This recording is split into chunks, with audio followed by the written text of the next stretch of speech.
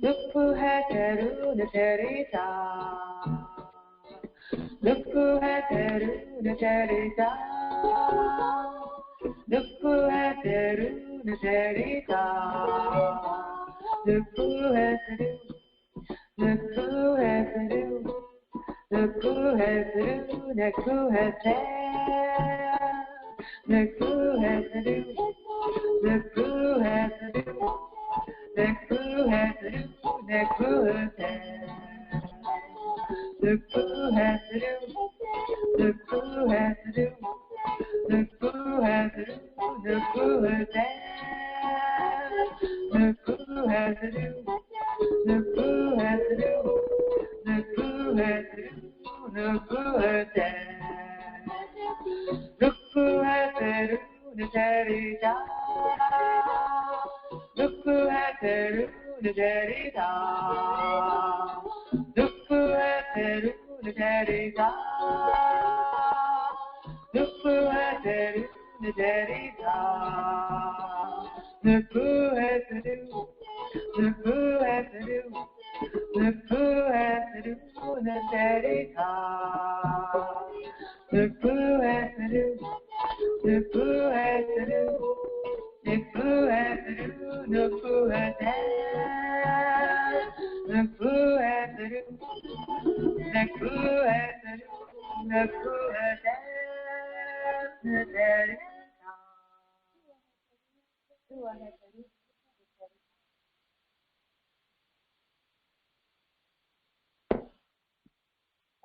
Tchiya, greetings.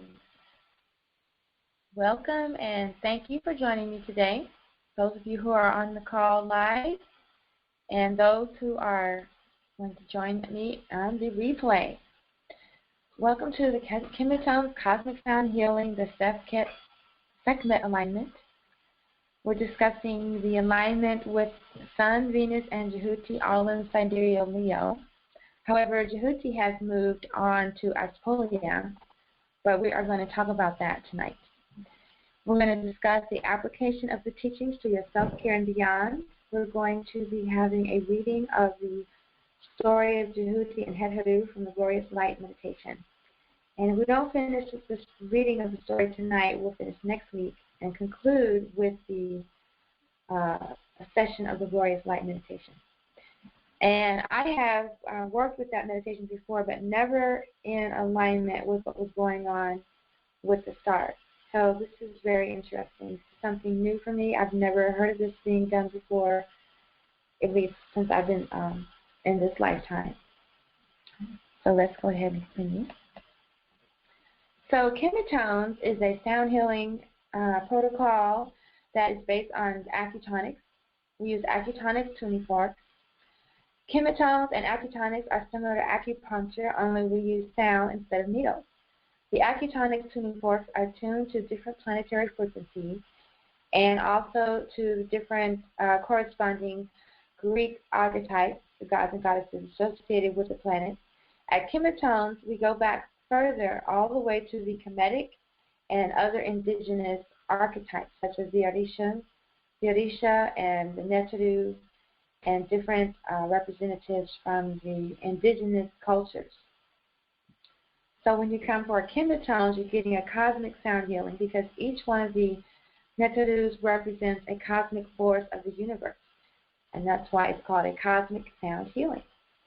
HetHeru is a 13-month sidereal Kemetic astrology system that was developed by myself based on the principles of the sidereal astrology system, which includes the 13th constellation along the ecliptic known as the Ophiuchus. The Western Babylonian system that you're familiar with is based on a 12-month or 12-sign system, which is completely man-made. There's more than 12 constellations along the ecliptic, and Ophiuchus actually crosses the ecliptic, the path of the sun, where there's several of the zodiac constellations that do not. Ophiuchus is the only constellation in the sky that represents the life of an actual human being, the life of Hotep, the founder of actual medicine, father of Kemetic medicine, father of ancient medicine, father of medicine, and the architect and designer of the Saqqara pyramid complex. My name is Tchiya Amet El-Ma'at. I'm originally from Chicago. I lived in Austin, Texas for a very long time, where I started my official astronomy studies and also my life as a musician. I'm currently living in Northern California in the town of Covelo with the intention of residing part-time in Port Antonio starting next year, Port Antonio, Jamaica. I've been studying astronomy all of my life and sound healing for the past 8 years when I began my own healing journey. And if you want more information on that, I have a video on YouTube about my personal cosmic sound healing journey.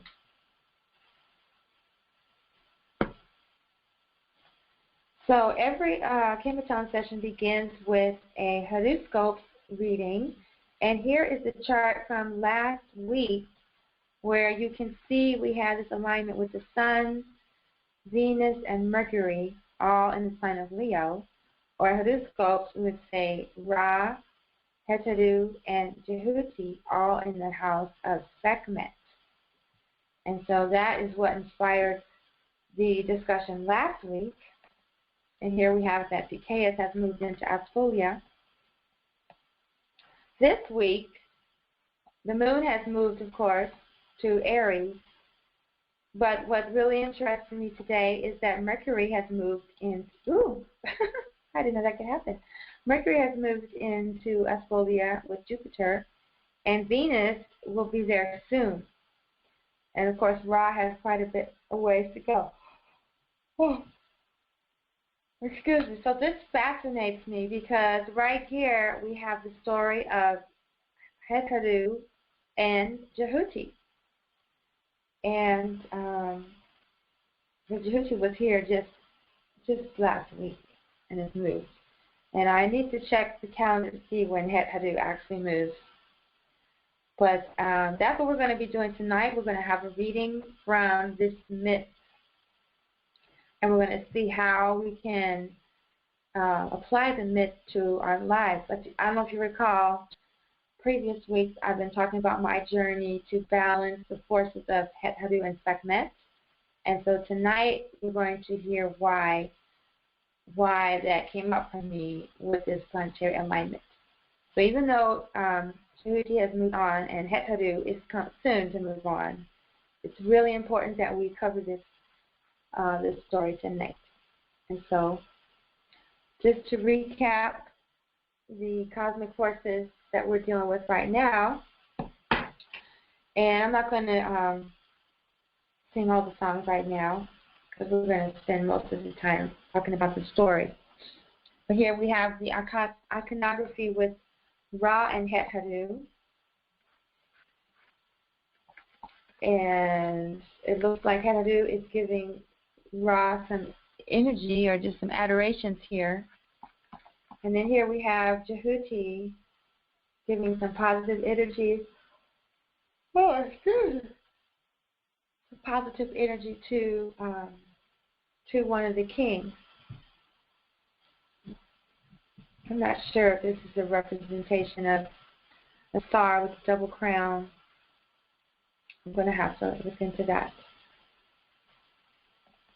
And then we have the iconography or images for Sekhmet here with a bow and arrow ready to destroy evil and unrighteousness. And then also she's a master teacher, so she can also slay ignorance. Sa Sekhmet Sehu. And then down here we have the Kemetic representation for the sign of Leo, the constellation Leo. Here we have Sekhmet and the lion. And then last but not least, we have the goddess HetHeru in a representation with the cow and also the goddess.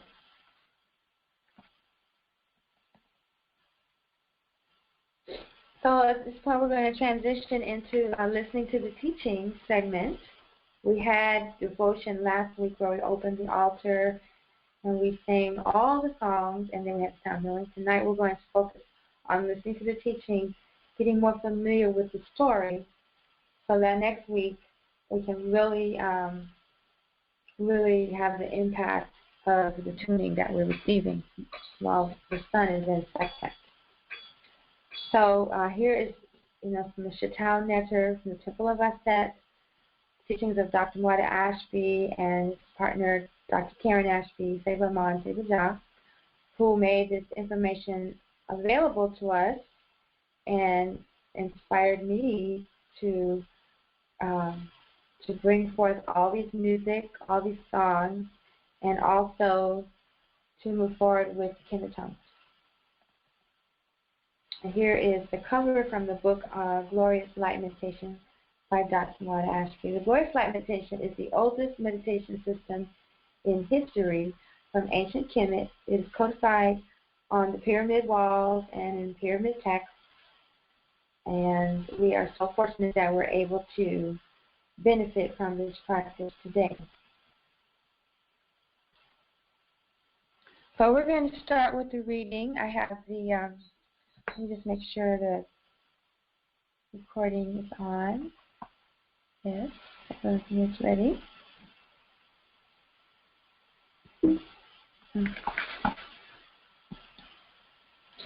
And if at any time you have any questions or comments, leave them in the chat room. The lines are unmuted, or you can contact me at the Facebook group, KemeTones, Reggae Study of the Wisdom Teaching, or email at cosmic@tchiya.com. So here we have an overview of the myth of HetHeru and Djehuty, wherein the glorious light meditation scripture is contained. In the scripture, its writer is Lord Djehuty, and instructs that before the meditation is practiced, the story should be read and otherwise known, remembered, recited, commemorated, etc. Then the practice of the actual meditation may proceed. So here we have an image of the goddess HetHeru and God Djehuty. We have the goddess HetHeru in the form of a woman, and then the god Djehuty in his two forms, as described with the ibis crown, the crowned ibis, and then also as the baboon, the teacher. And then, okay, so now we're going to transition to the actual book. This is just a slide from the book. So where was that? Let me make sure it's being shared.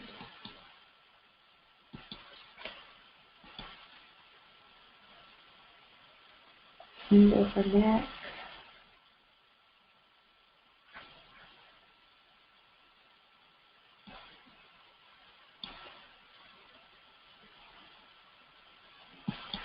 Oh, looks like the slideshow wasn't being filmed that whole time. Okay, well it is now.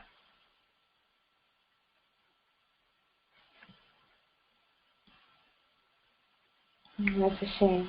I saw the iconography. Okay.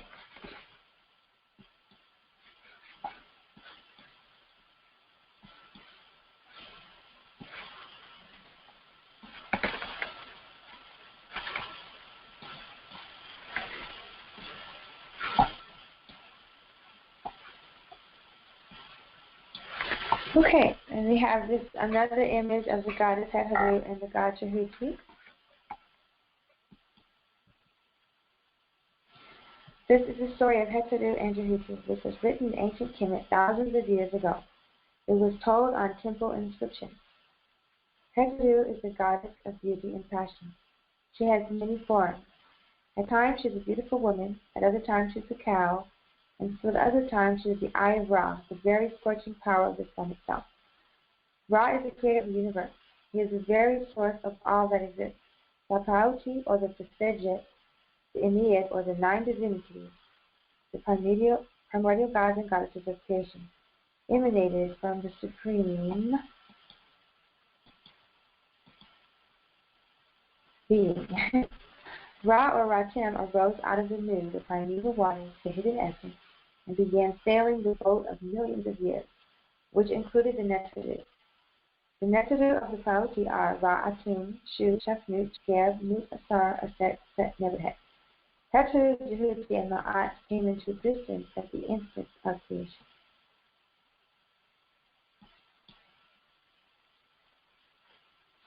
Duwada, Duwada, Duwada, Kefara. Here we have the image of Ra as the midday sun and as the setting sun. Ra created human beings and ruled the earth for thousands of years. A time came when human beings began to feel arrogant and egoistic. They began to think that Ra was old and weak, and that he was not the creator, but that they sustained themselves without any divine agency. They began to blaspheme and ridicule him. This was reported to Ra by his ministers and courtiers, the Neteru, the gods and goddesses of the creation. Ra decided to punish the unrighteous human beings by letting loose upon them his daughter, HetHeru, who would be the instrument of his judgment upon them. HetHeru agreed to become the instrument of punishment against evil men and women that were acting unrighteously, blaspheming Ra and turning away from his glorious nature. HetHeru is Ra's power that he can project, for she is actually the serpent in his sundial, a fire-spitting serpent, whose venoms are the sun rays. Just as sun rays can burn and scorch the earth, her rays can destroy evil and unrighteousness. The power of her radiance and heat can burn up that which is wrong, iniquitous, or unjust, or unvirtuous. Here we must remember that we can say that she destroys evil, but evil should be understood as the unrighteousness that arises out of egoistic desires. So she can destroy the productions of egoism and egoism itself. So the propitiation of HetHeru is a serious effort to cleanse the personality. Thus, when she is called upon in the form she will turn into,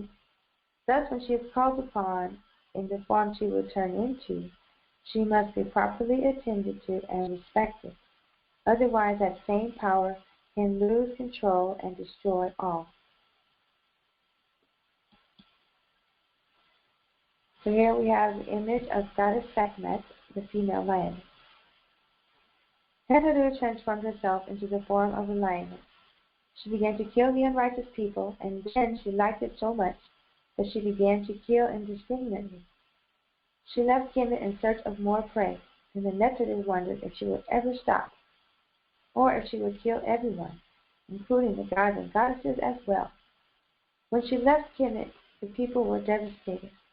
Gloom filled the atmosphere. Everything was in decline. The forces of darkness, chaos, injustice, unrighteousness, and evil began to take control of the land, because HetHeru, who was the power of Ra, which he used to uphold righteousness and truth, had left the land. Ra, the supreme being, creator of the gods and goddesses and the entire universe, became sorrowful at the loss of his daughter, his very power. HetHeru took pleasure in her new form. She killed the evil men and women, and then kept on killing everything she could find. She lived in the forest and took delight in causing fear and pain. Djehuty. Ra called the company of gods and goddesses and asked who would bring back his beautiful daughter back. Everyone was afraid because, as the eye of Ra, HetHeru held the power of life and death over all things. Ra sent the god Geb to bring HetHeru back, but when he tried to speak to her, she almost killed and ate Geb. So Geb reported to Ra that she was out of control, and even with his powers, he could not control her, and he was afraid. In her new form, HetHeru lived the life of a predator. She hunted and killed anything that came into her view, without discrimination or remorse. So Ra called the god Djehuty and asked him to find and bring back the beautiful HetHeru. Djehuty realized that if he was to accomplish this dangerous task, he would need to be clever in order to avoid being HetHeru's next meal. Djehuty transformed himself into the form of a harmless baboon, and then he set out to find HetHeru. In order to calm her before approaching her, a special drink was given to her as a sedative so that Djehuty would not become her next victim. The drink was to be placed in a location where she could find it. Since she now enjoyed eating people, it was thought best to provide her with a drink containing blood, but with some extra ingredients. The extra ingredients were beer and mandrake. This is called HetHeru. It is a preparation that allowed her to decrease the intensity of worldly desires, to find a place of calmness within which to recover partially her intellectual capacity, and regain some self-control, and thereby have an opportunity to reason more clearly and listen to the wisdom of Djehuty. Imagine a beverage that could get a lioness to sit still and listen to a baboon.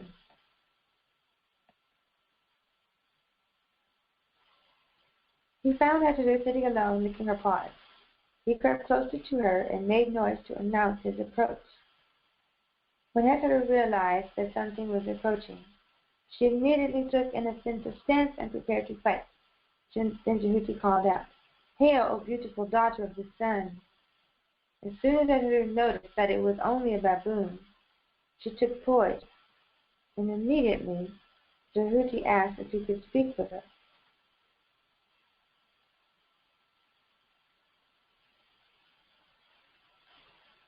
HetHeru said, "Say what you have to say, and then I will eat you." Then Djehuty replied, "You certainly have the power to kill me, but you should think about the parable of the vulture and the wildcat." HetHeru instructed him, "What is this parable? Tell me right now." And then she sat down. Djehuty began to speak immediately, so as to keep her attention captivated with interest. There was a mother vulture and a mother wildcat who were close neighbors. The vulture had 4 chicks, and the wildcat had given birth to 4 kittens. The mother vulture and the mother wildcat had a big problem. Their children were hungry, but the 2 mothers were both afraid to leave them alone because they feared that either one of them would kill the other's children for food. The mothers arranged a truce between them by swearing an oath upon the name of Ra. They swore that neither one would hurt the other's children. So now they both felt secure enough to go out and start hunting food for their children. For some time, the truce worked, and soon the vulture chicks and the kittens began to grow. One day, one of the vulture chicks went to the area where the kittens were playing. He snatched away a portion of their food. One of the kittens reached out and swatted the chick, injuring it, and told it to find its own food. The chick could not fly, but had enough strength to tell the kitten, "You have broken the great oath between our families, and Ra will punish you for this great injustice."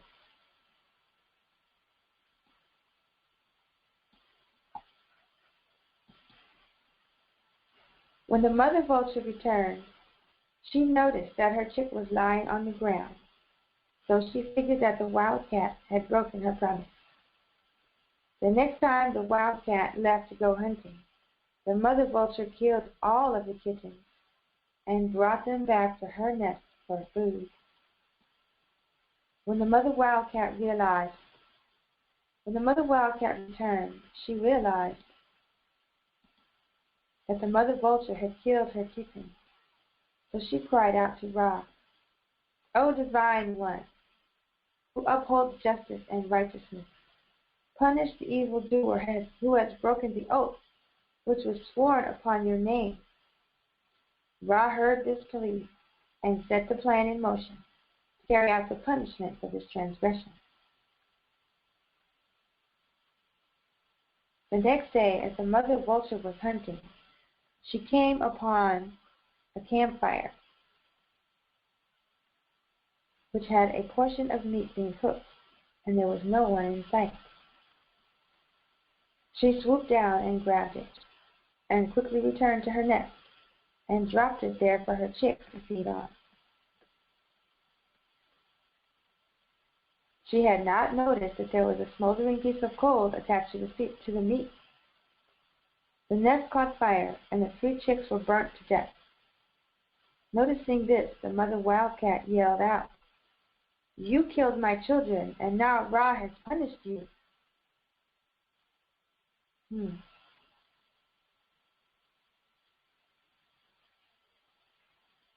Djehuty explained, "O glorious Lady HetHeru, do you see the omniscience, omniscience, omniscience, omniscience? I don't know how to pronounce that word. And justice of Ra, who sees and hears all things. He is the giver of life, and all of nature owes its existence to him. He controls every particle of creation. He is the sustainer of creation. His justice is perfect. Praises be to him, and praises be to you who are his daughter."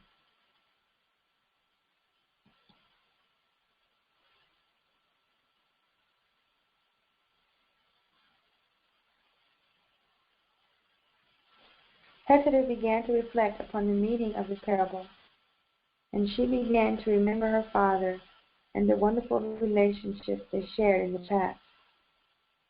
Djehuty took advantage of the opportunity and moved closer to her and said, "O divine lady, I bring you an offering of divine food from the abode of the sun god, Ra. It brings health and joy to all who eat it." HetHeru began to relax and saw no harm in accepting the tribute from the humble baboon. The divine offering and the wisdom about the origins of creation. In Kemetic culture and spirituality, the divine offering, the Arit, is the Eucharist, which embodies the divine spirit. The highest Arit is the divine eye.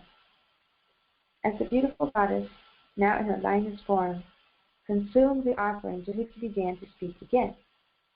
"These herbs come from the land of Kemet. Kemet is the land which rose up from the Nun, the primeval waters in ancient times. It was created for the gods and goddesses. It is also the home of your divine father and your brother Shu. All beings long to return to the land of their birth. Who can be happy living away from the very source of happiness where they were born?" But HetHeru had forgotten her true identity and had become addicted to the taste of blood. Now she began to remember the wonder of her divine father, Kemetic, and her own true identity. She began to think about her temples in Kemet and how men and women had brought her offerings and revered her beauty as the most exalted of all goddesses. HetHeru was so overwhelmed by these memories and feelings that she began to cry. Djehuty spoke again. "O great lady, you are crying now, but think of the pain of the people in Kemet who are deprived of your glory. Due to your absence, there is no merriment, no singing, no parties in Kemet, and the evildoers are going unpunished. Return with me, and I will tell you more stories of Kemet."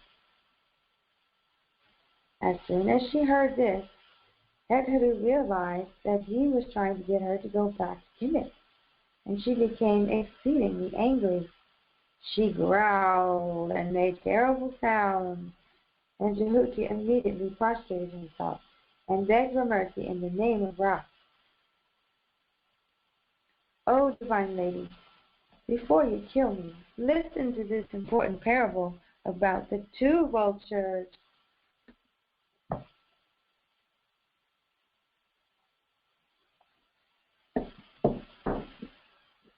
I just want to take a moment to go back to the slide that shows right here how we have HetHeru is still in Sekhmet, and Djehuty is over here in the next sign with Jupiter, both representing wisdom. And Asclepius represents the goddess, the virgin goddess and represents the seed. So they're representing the seed of wisdom being planted in us. Because all this is referring to what's happening with us. This is the cosmic forces that are in us, and we're awakening to these forces. So right now, we have HetHeru is still in Sekhmet, and Djehuty is in us fully. Let's go back to the story.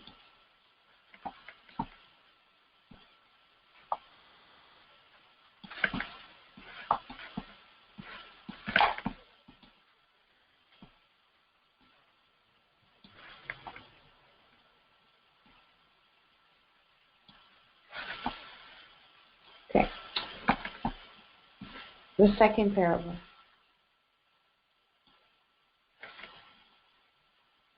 HetHeru calmed down because she was intrigued by the words of Djehuty. He quickly began to speak. Once upon a time there were two vultures in the forest. One said to the other, "My eyes are so perfect that I can see all things to the end of the earth." The other vulture said, "Oh, goodness. Oh. Well, I can hear everything. I can even hear Ra as he decrees the fate of all creation."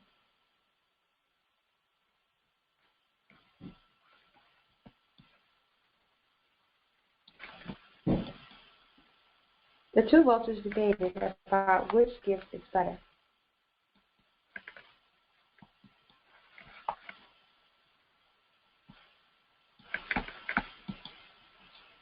About which gift is better. The vulture with the keen hearing said, "Another bird far away has told him that a fly was eaten by a lizard. The lizard was then eaten by a snake, and the snake was caught by a hawk. The snake was so heavy that the snake and the hawk fell into the sea. Can you tell me what is happening now by looking with your keen eyesight?" The vulture with the keen eyesight replied, "The hawk and the snake have been swallowed by a fish, and that fish was swallowed up by a larger fish. The bigger fish came close to a shore, and a lion grabbed it out of the sea. Then a legendary creature called Sekhmet,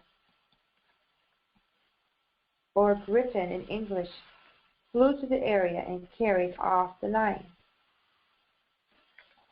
One vulture said to the other, "This remarkable scene that we have witnessed proves the power of Ra.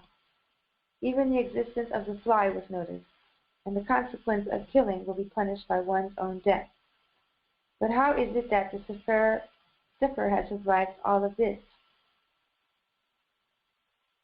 The other vulture answered, "It must be that the Sefer is the messenger of Ra who was sent out to carry out the law of Ra. The Sefer is the most powerful of all creatures." So Djehuty began to explain the moral of the parable. "O great lady, do you see how the Divine Father rewards goodness with goodness and evil with evil? In this manner, the balance of the universe is maintained by the great God. O great lady, you have been endowed with Ra's powers. You are the eye of Ra. You have the power to carry out the law of Ra. You are the most powerful force in all of creation." After hearing this, the goddess's eyes filled with joy, and she began to feel pride in being the daughter of Ra.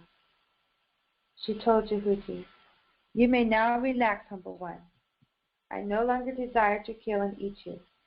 Your words have captivated me, and I know that you are a beneficent being." They began to walk towards Kemet, and Djehuty began to recite another parable. So I just want to throw something in here before we go on to the next parable. While I'm listening to the story and to the different layers that are being eliminated from HetHeru, it's reminding me of the KemeTones sessions, where each time you get a treatment, it goes deeper and deeper, and we can remove more and more of these layers that block us from our wellness and from the knowledge of our divine self. There's so many ways to reach the goal, and it's wonderful when you can find methods that complement one another and can be used, together, like KemeTones and listening to the wisdom teaching. Because right now, that's what it's reminding me of. So let's continue with the next parable. So here's a picture of the griffin taking away the lion. And the griffin is actually sent by Ra to teach the lion a lesson that killing is not the way. And the story also reminds me of vegans and vegetarians and people who still eat animals, because in the end, some terrible sickness comes and takes them away. Maybe in the end, the Sefer or the griffin is all these illnesses and diseases that we get when we, when we seek to kill or destroy others rather than just walking away. But there's another side of this, which we'll deal with next month when we get to the Ma'at section. Okay, the third parable. Djehuty began. Let's see if there's any questions before I get too far ahead. No, not yet. Okay, if you have any questions, remember, see them in the chat room or cosmic@tchiya.com or the Facebook group. The third parable. Djehuty began. Once upon a time, there were two jackals who were great friends. One day, as they rested, suddenly they saw a lion running towards them. Much to the lion's surprise, they did not attempt to run away. When the lion reached them, it stopped and asked them why they did not run. Why did they not try to run away? The jackals replied that the lion would catch them anyway, so there was no point in running away and getting tired in a futile effort to escape. The lion was so pleased with their calm and truthful answer that he spared their life. Wow. Djehuty said to HetHeru, "Let us walk towards Kemet, and I will protect you on the way." HetHeru raised her eyebrow at him as soon as she heard this and replied, "How can you protect me? The eye of the sun is the most powerful force, and it needs no protection, especially from a baboon." Djehuty replied, "The strong sometimes need help from those who are weaker. Do you recall the parable of the mouse and the lion? I will tell you." Djehuty began to tell the parable as they walked towards Kemet. There was a lion who lived as a king. He was so powerful that all the other animals feared him. Oops. One day the lion came upon a panther who was badly wounded. The lion asked the panther who had injured him, and the panther told him that man was responsible for his injuries. The lion never heard of an animal called man. He decided to hunt man. On the way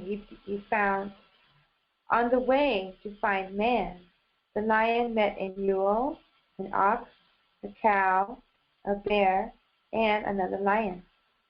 All of them had been outsmarted by man, even though they were more powerful than man. They all said that man was the most cunning creature, even though he appeared to be feeble and weak. They told the powerful lion to stay away from man. This only made the lion more determined to find man. On the way, the lion came across a small mouse. Without a thought, the lion raised a paw to crush the mouse. But the mouse pleaded for mercy and pledged to be the lion's friend in his time of need. The lion asked him, "How can you ever help me? I am more powerful than any creature." The mouse replied, "Do not be so sure of yourself. Sometimes the weak can help the powerful." The lion let him go and went on his way. Soon after the encounter with the mouse, the lion fell into a pit and was tangled up in a net so strongly that he could not escape. The lion expected to die the next day when man would find him.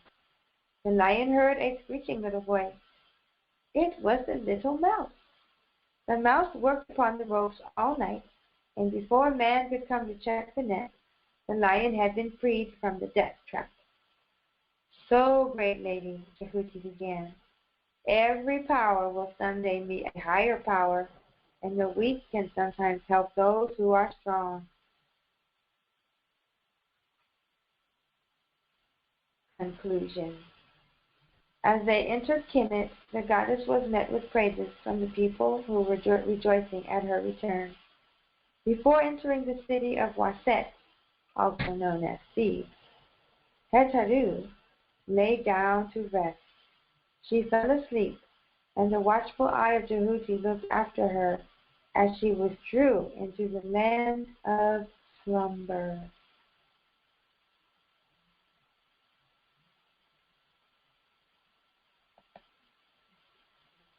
The enemies of Ra were not pleased with her return, so they plotted against her. In the middle of the night, they sent a serpent of chaos to poison her in order to leave Ra defenseless, deprived of his protecting eye. However, Djehuty, who was vigilant all of the time, noticed the serpent and woke HetHeru. Still in the form of a wildcat, HetHeru leaped on the serpent and broke the serpent's back. She was grateful to Djehuty and recalled the wonderful parable of the mouse and the lion. She knew now that everything that Djehuty had said was true. In the city of Waset, there was a great feast in her honor, which lasted for 7 days. I wonder what 7 days. HetHeru was so gratified that she transformed into the form of a beautiful, soothing, gentle, kind woman. Then she and Djehuty continued to move northward. They reached the sacred city of Anu, the home of Ra. Also, there was rejoicing in the city of Hekapata, Memphis. When HetHeru and Ra held each other once again, all the gods and goddesses rejoiced. Djehuty transformed himself back into his original form, and then HetHeru recognized him, and her heart looked on him with love and gratitude.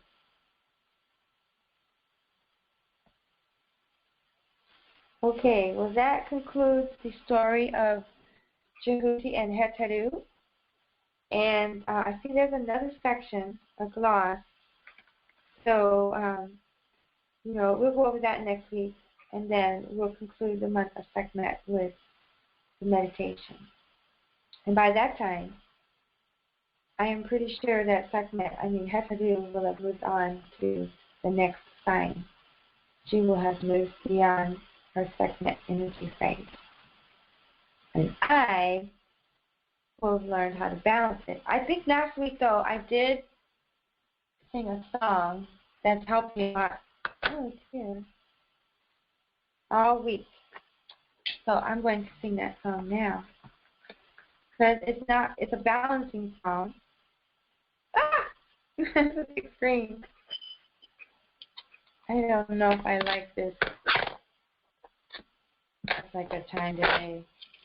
So I just want to get it. Yeah, so instead of trying to balance between them going back and forth equally, I noticed that if I had HetHeru and then Sekhmet and then HetHeru again, that it was easier to maintain this balance. So let's see. I think I had a drum last time.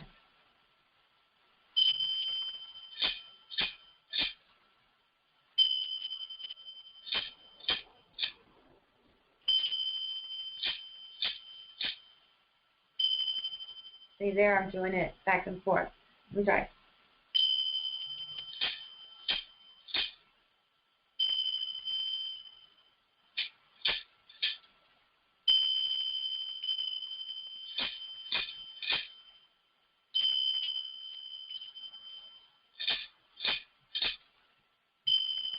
Tchiya HetHeru, Tchiya Sekhmet, Tchiya HetHeru, Tchiya HetHeru, Tchiya Sekhmet, Tchiya HetHeru, Tchiya HetHeru, Tchiya Sekhmet, Tchiya HetHeru. Tchiya HetHeru,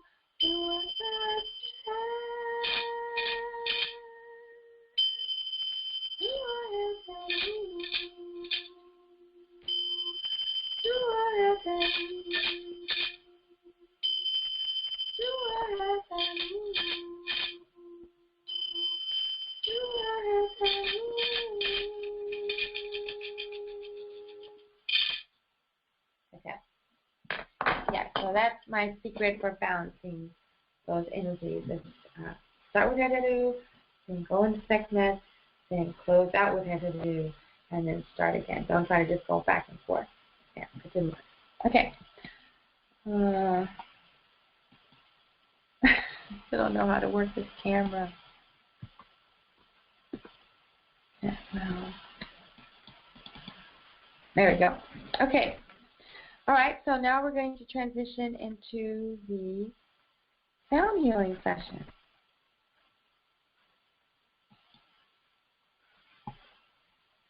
We're just going to keep going with the one from last week.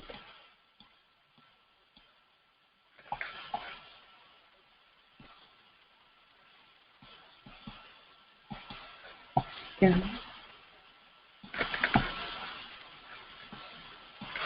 Okay, I'm going to put the camera out.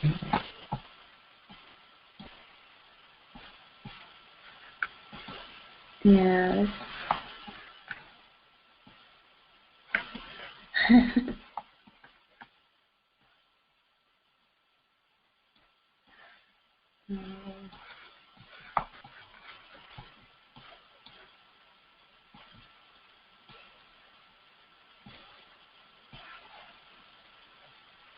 Okay, I guess that's as big as it goes. All right, let's transition over to the next episode.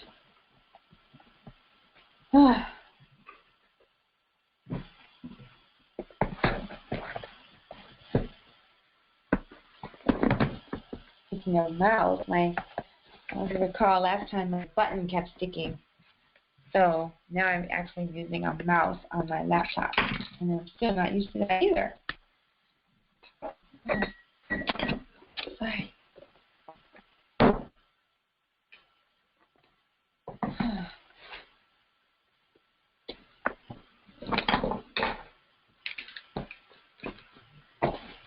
Okay, so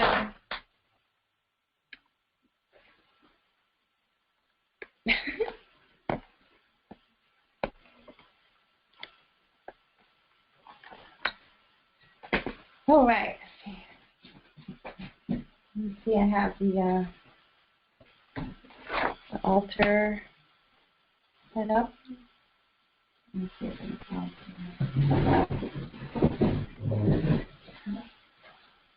right.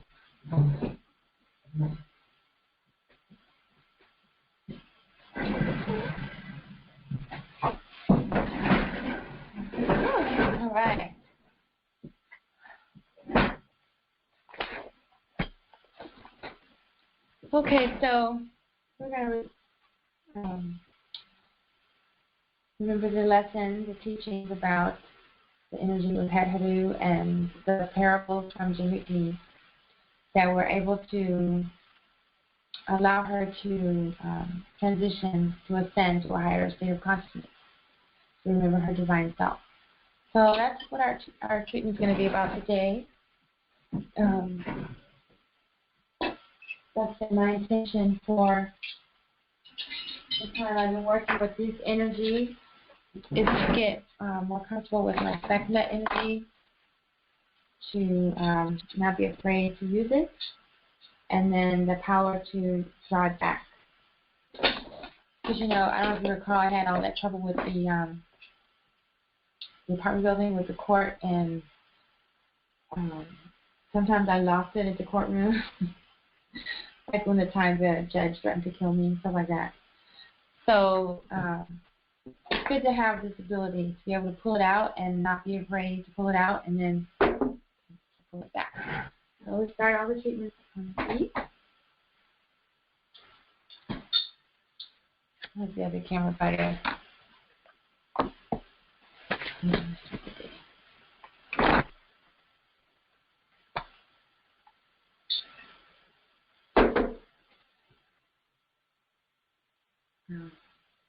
and on the ankles.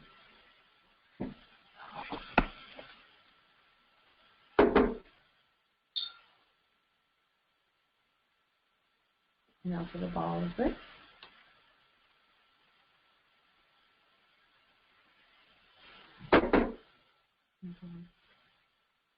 Ball of foot, ankle bone. Try to get right on the bone. Because the sound goes into the space, the air pockets in the bone. The bones aren't solid. And there's marrow, and then there's air onto the bone. And then the root chakra, I would say the root chakra. The creativity chakra.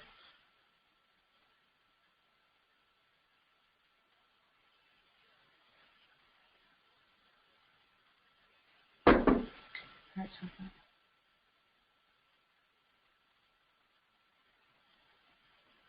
A very beautiful background. Let me see if I can shift this a little bit.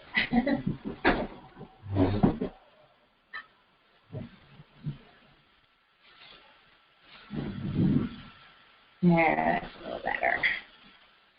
Okay. There we go. It's a little better. I like using the candle. Okay, and then do the heart chakra. And then do the womb chakra to the heart chakra.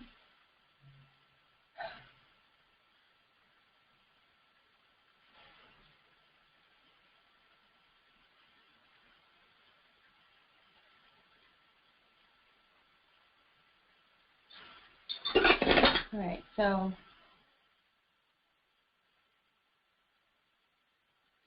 we start with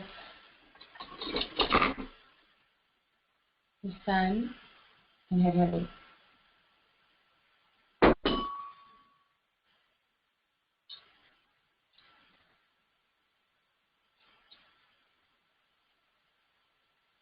Moving these blocks and going our purpose.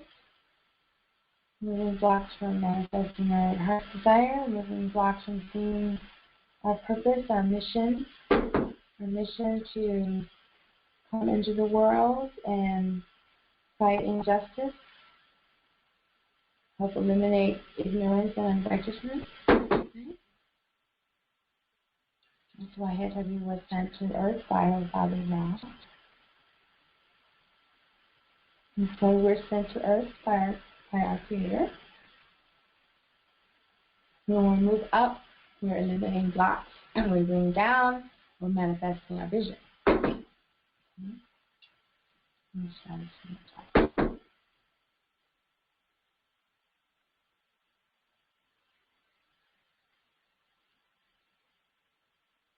The pineal gland. Okay. Then at some point, HetHeru turns into Sekhmet and forgets our divine self. So this is when we're asking for balance.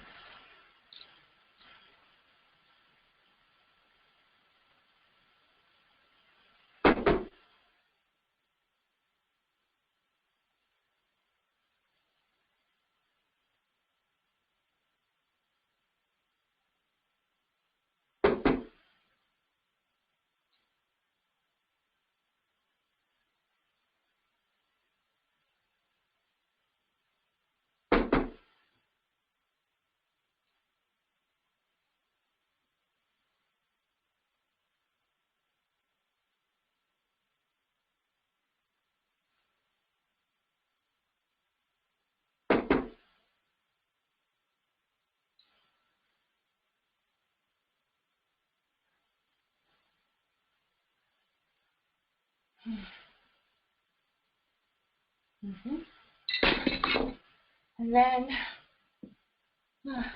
there's a lot there. And then Djehuty is sent to bring Sekhmet back.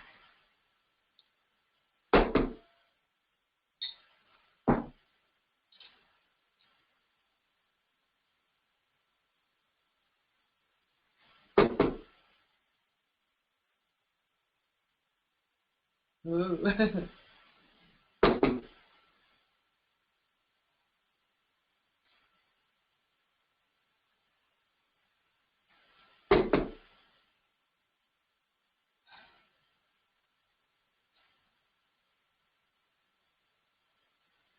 Alright, so just to eliminate any obstacles I'm having with it, the teachings are going to be what helps bring me back.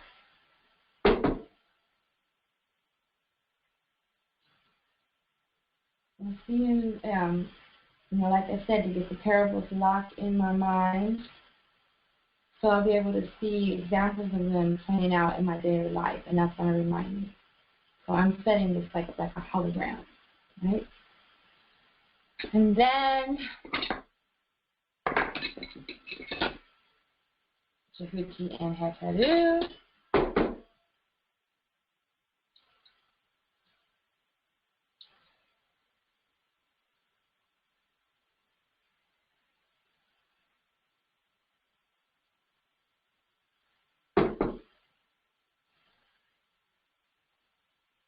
There's her true self.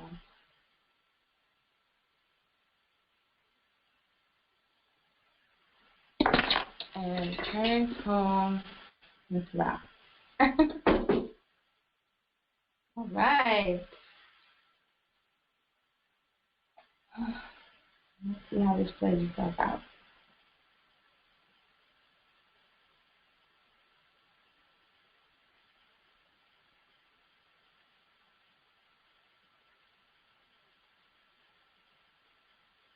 All right.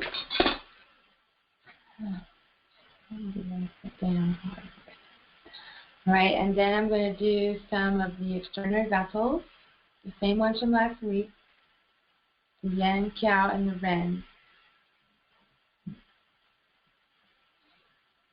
And I'm going to go through the same order. Start with HetHeru and Ra, and end with HetHeru and Ra.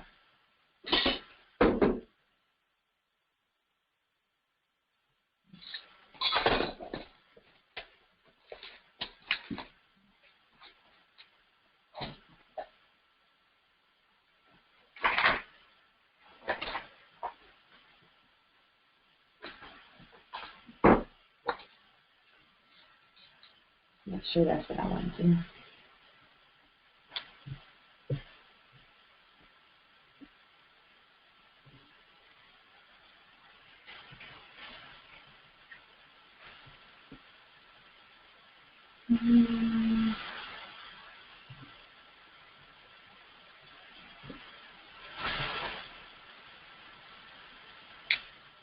And I'm going to change that up. I'm going to change it to yang, wei,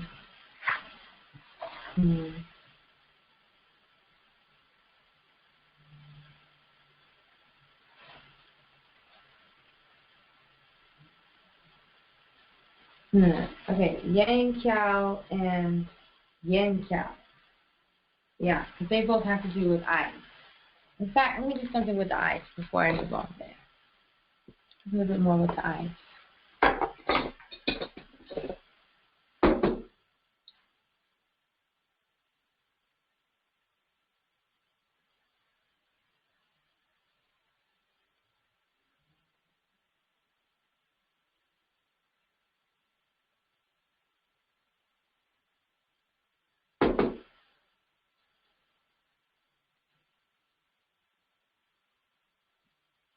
Okay.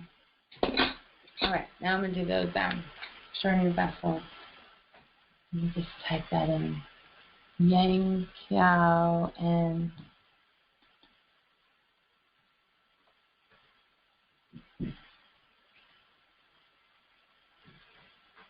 yin cow. Yin cow and yin cow. Yeah.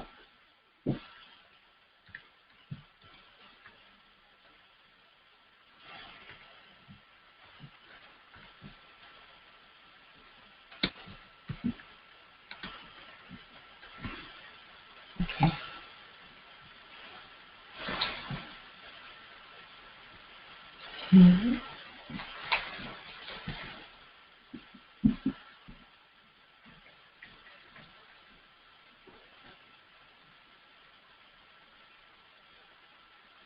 Yes, I'm looking good.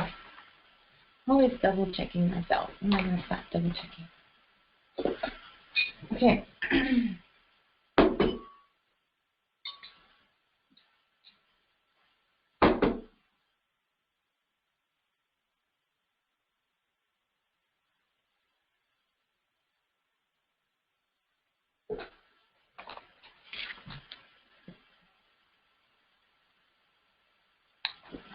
Okay.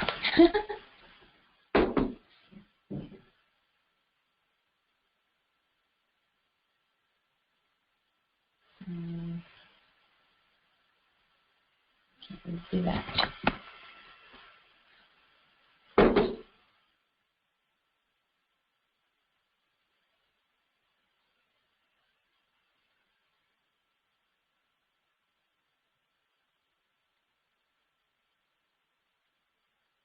Okay.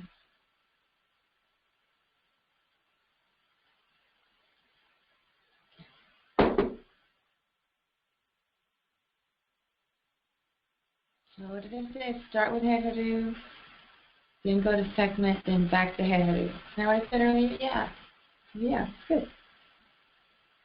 HetHeru.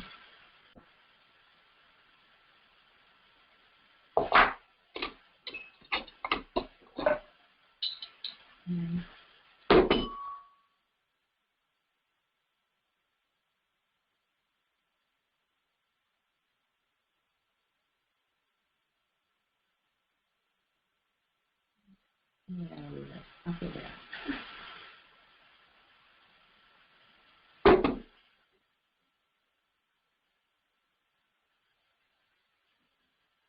out.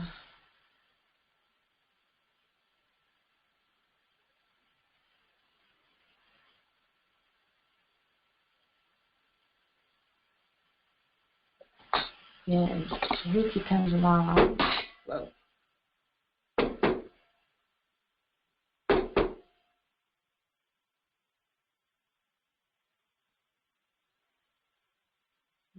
With the parables.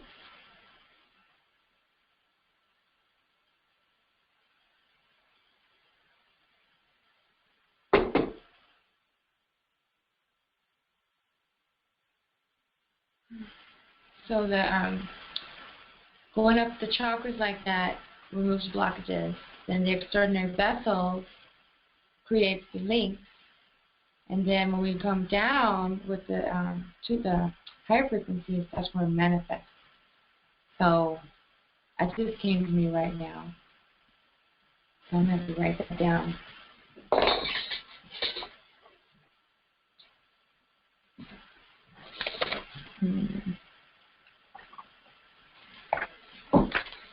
Just a minute.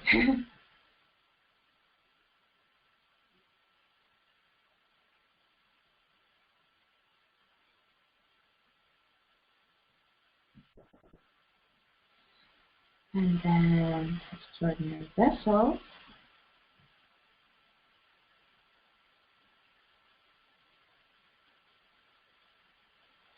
And high frequency works from downwards, manifest.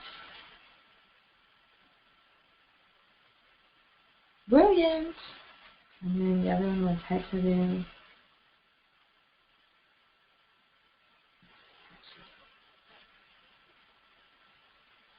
Okay, like that. And then we have Djehuty and HetHeru.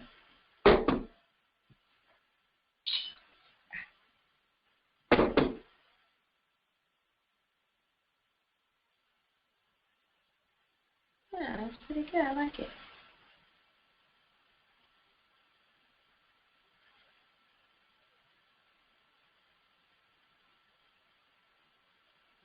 And then HetHeru and fascinating.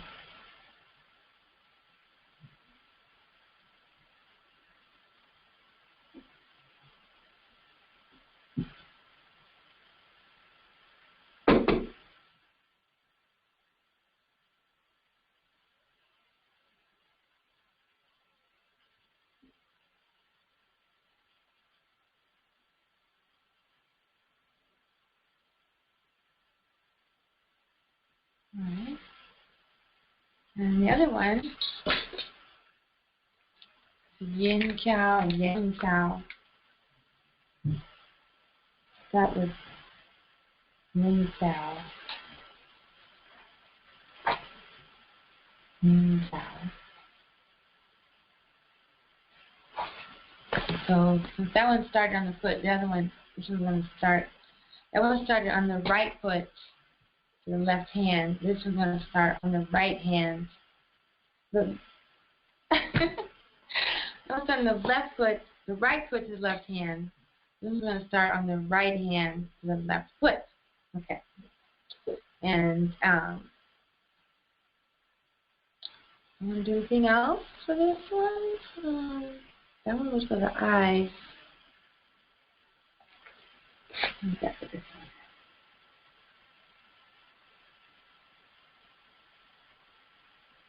This one.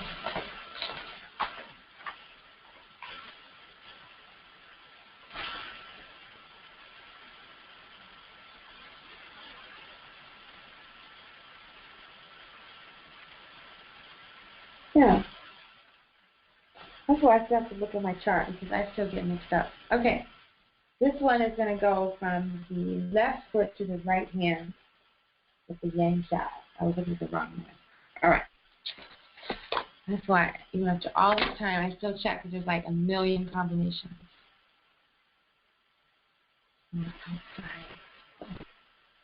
Okay. Outside ankle ones. Those are hard. I'm going to have to design a KemeTones self-care chair.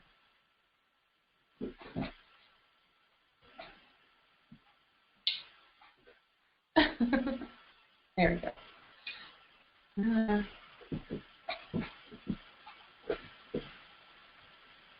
I don't think so. It's not going to work. There we go. That's better. Okay. So that's going to go from equal.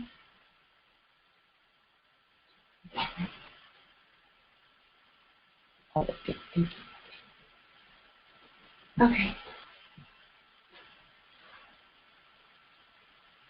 Ready?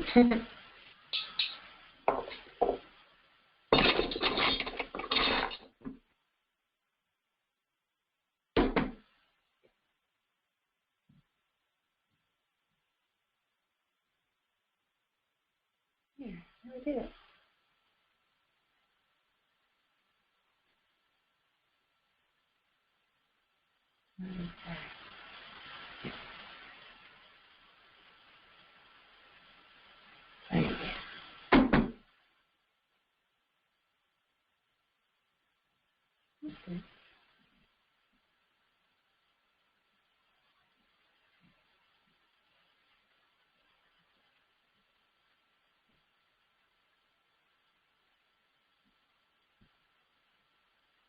Okay. And down Sekhmet.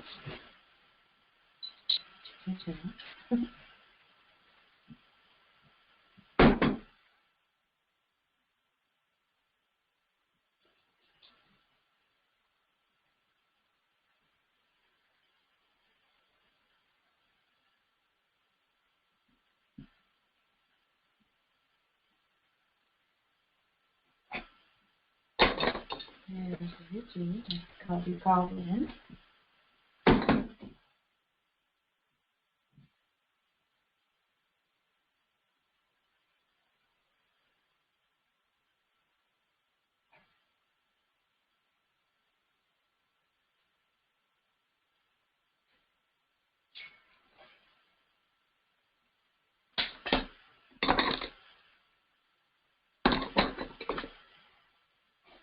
Sekhmet is called out and HetHeru is back.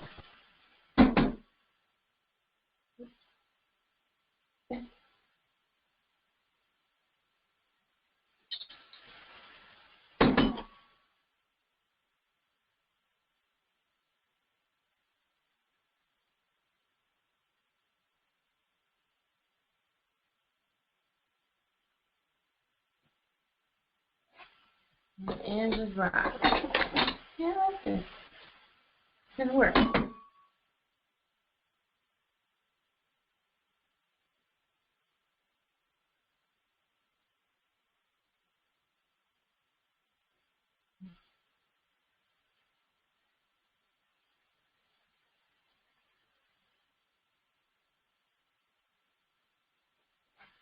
And then close with the high frequency force.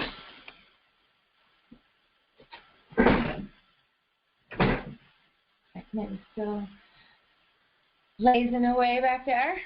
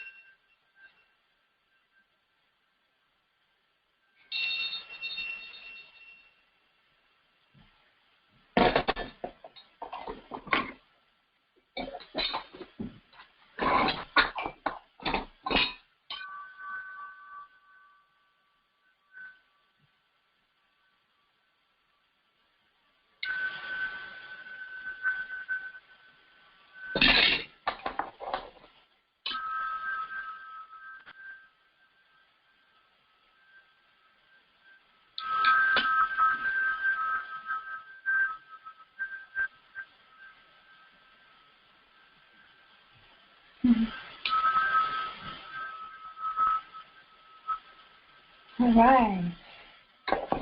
Well, that was a very lovely treatment. I'm so grateful for this experience. And I wrote it down. And I learned a lot. So I want to thank you for being a part of this, because it wouldn't be the same without your participation. Let me just check one more time for any questions. Okay. So then the next thing would be talking about what is coming up at KemeTones.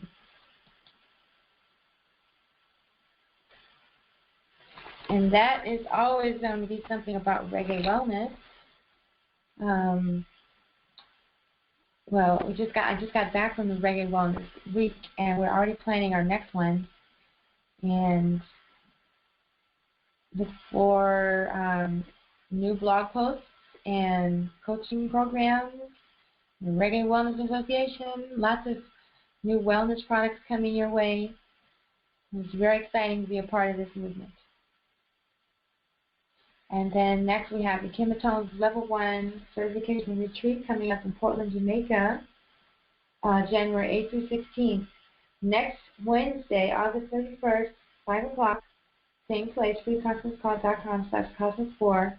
We'll have our certification class preview webinar where we'll be going over the details of the webinar and getting people signed up or getting more information to people that are interested. So that's pretty much what's coming up with KemeTones. And then, of course, being here next week, I will be launching the Open Your Money Flow programs very soon. I'm still having some technical difficulties with the website, but as soon as that's cleared up, we should be starting with that right away. And, oh, here's another beautiful,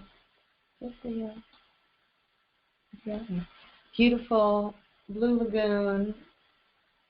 The location is just a few minutes on the drive to the Blue Lagoon and just a short hike to the beach where we'll be staying this time. And I'm really excited about this next Level 1 certification. So that's what's coming up next. And, oh, there's the water. I knew there was a video showing the waves at the Blue Lagoon. Do that one more time. Oh, okay.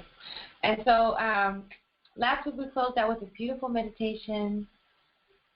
Tonight we're just going to save the meditation for next week, because next week will be all about the meditation. So I'm just going to leave you with the beautiful images of the fire and water, the balancing of Sekhmet and HetHeru energies. Let's take a moment to reflect.